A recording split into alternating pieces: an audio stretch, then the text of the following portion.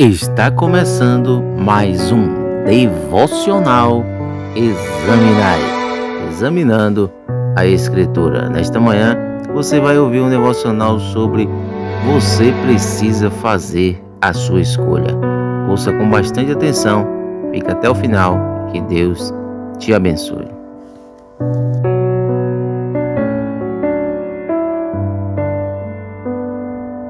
Escolham hoje a quem vocês servirão, se aos deuses que seu pai serviu na região além do rio, ou aos deuses dos amorreus, em cuja terra vocês moram. Mas quanto a mim e a minha casa, serviremos ao Senhor. Quanto a mim e a minha casa, serviremos ao Senhor. Ele fez uma escolha. Ora, Josué liderou o povo de Israel após a morte de Moisés. Ele era um grande general. E agora, no final de sua vida, ele reuniu todo o povo em Siquém. Agora, Siquém ficava entre duas montanhas. Uma era a montanha da lei e a outra era outra montanha. E entre essas duas montanhas, eles se reuniram. Agora, a história de Israel sempre teve altos e baixos. Por algum tempo, eles serviam ao Senhor e depois voltavam aos seus velhos hábitos e voltavam aos seus antigos ídolos. E nesse caso foi Baal. E ele estava dizendo a eles: vocês precisam fazer uma escolha entre Baal e Deus. Qual será? Em quem você vai votar? Sabe, temos provérbios antigos, creio que existam no norte da Flórida. Aquele que hesita está perdido. A procrastinação é o ladrão do tempo. Um ponto no tempo salva 9. Um pássaro na mão vale mais do que 2 no mato. Agora eles tomavam decisões e votavam independentemente do custo, por causa do que eles acreditavam. E Josué disse: estou reunindo minha família e vamos votar em Deus.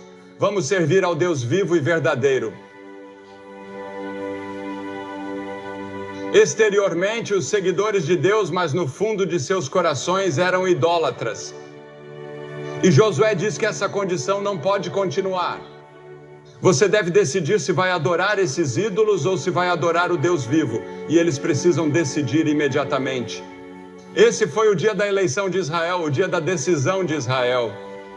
Eles devem ser registrados a favor de Deus ou contra ele. E você deve decidir esta noite. Há centenas de pessoas aqui esta noite que precisam decidir esta noite. E sua decisão esta noite, sim ou não, decidirá onde você estará daqui a 100 anos. Porque, como você vê, somente um Deus pode ocupar o trono do seu coração. As Escrituras dizem que o primeiro mandamento é: não terás outros deuses diante de mim. Eu, o Senhor, o Deus de vocês, sou um Deus ciumento. Hoje temos idolatria de maneiras sutis.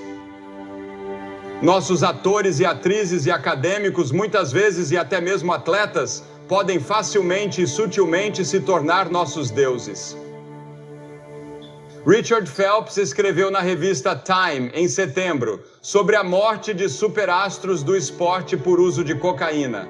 Ele disse que o problema é que os americanos tendem a pensar nos atletas como seres divinos. E às vezes isso é verdade.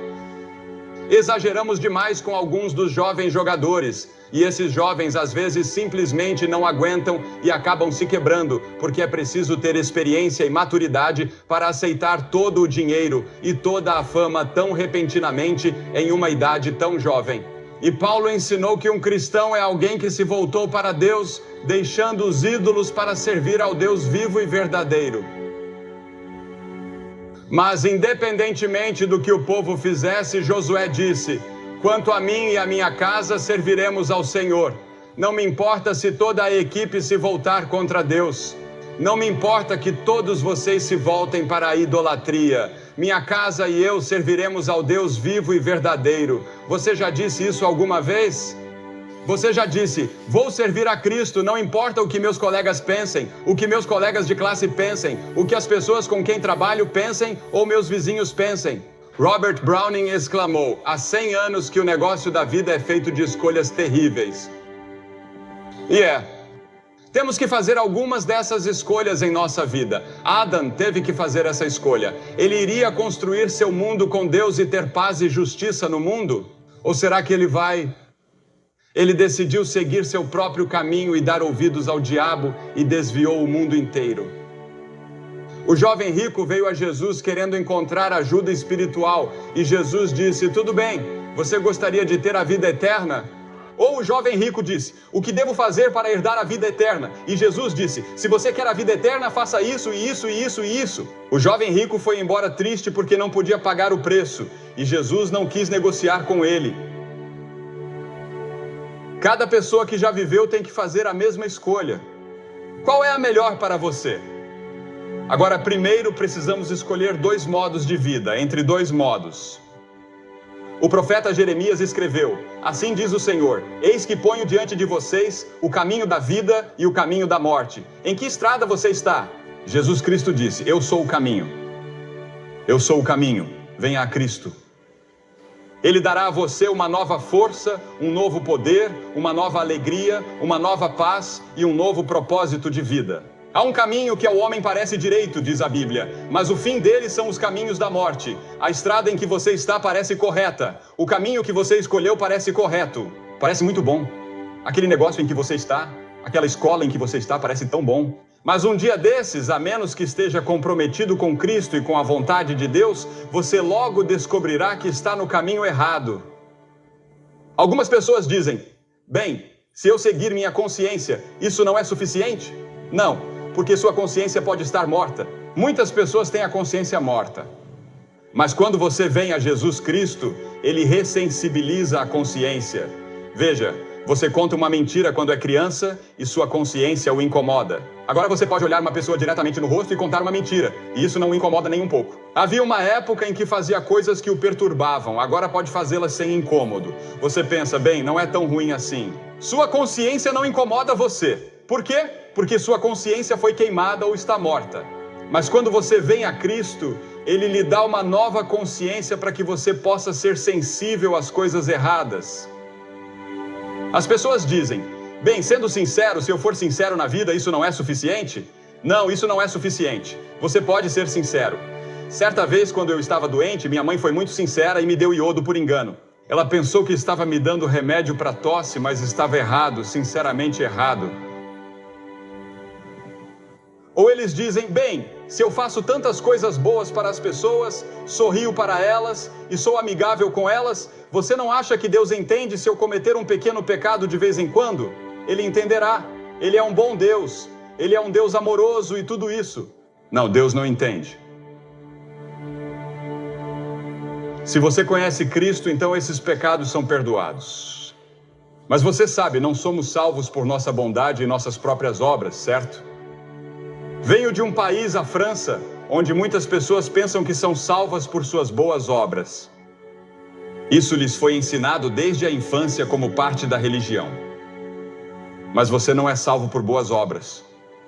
Você é salvo pela graça de Deus, pois é pela graça que somos salvos, por meio da fé, que não vem de vocês, nem das obras, para que ninguém se glorie.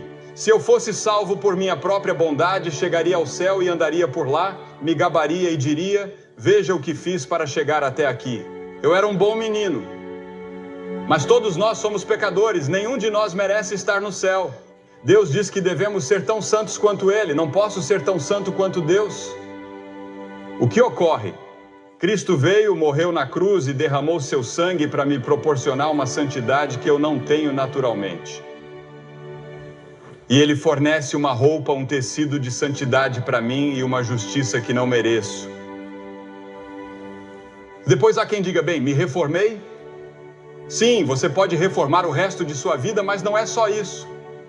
Você precisa vir a Cristo, entrar pela porta estreita e andar pelo caminho estreito. Portanto, você tem uma opção. Você precisa votar em uma vida ou na outra. Qual será? Uma vida de entrega a Cristo como Senhor e Salvador, ou uma vida em que você se entrega a si mesmo e a seus próprios desejos, prazeres, luxúria, ganância e ciúmes? E então você terá que escolher entre dois mestres. Jesus disse: ninguém pode servir a dois senhores, porque ou há de odiar um e amar o outro, ou se apegará a um e desprezará o outro. Você não pode servir a Deus e ao materialismo. Precisa fazer uma escolha. Se você desprezar o outro, não poderá servir a Deus e ao materialismo. Você deve escolher Não apenas dois modos de vida, não apenas dois mestres, mas você também precisa escolher entre dois destinos. Qual é o destino de vocês? Onde você estará daqui a 50, 100 anos? Estarás em algum lugar. O verdadeiro você, seu corpo, talvez esteja na sepultura, mas você, o verdadeiro você, sua alma, seu espírito, a coisa que pensa e se lembra e ama e assim por diante, essa é a parte de você que viverá para sempre, seja no céu ou no inferno. E você tem que fazer uma escolha entre os dois. Salomão escreveu sobre o caminho para o inferno em Provérbios 7. C.S. Lewis, o grande professor de Cambridge e Oxford, costumava enfatizar que ninguém jamais teve tanto a dizer sobre o caminho para o inferno quanto Jesus Cristo, e ele estava certo. Por outro lado, ninguém jamais falou do céu com tanta clareza e autoridade como Jesus Cristo. Um dos programas mais populares da televisão no ano passado foi intitulado Highway to Heaven. Jesus Cristo é a estrada para o céu. Ele disse: "Na casa de meu pai há muitas moradas." Estivemos na Romênia no ano passado realizando reuniões e havia milhares de pessoas a perder de vista. Vamos ficando por aqui neste dia, mas você que ouviu esta mensagem, você tem a oportunidade de fazer a sua escolha. Não perca mais tempo, porque o mundo jaz no maligno. Você precisa fazer a sua decisão, precisa tomar uma atitude a quem você deve servir, a Deus ou ao mundo. Que Deus te abençoe, que Deus te guarde e faça a sua escolha. Amém. Voltando aqui para te deixar um recado para você. Tem uma mensagem nova em nosso canal. Você precisa ir lá e assistir essa mensagem, porque Deus vai falar ao seu coração. O título da mensagem é O Poder da Mensagem da Cruz. Vai lá, compartilha, ouça, envie para outras pessoas que você conhece que precisam ouvir essa mensagem e seja abençoado pelo poder da mensagem da cruz. Que Deus te abençoe, forte abraço e até o próximo momento examinando a Escritura.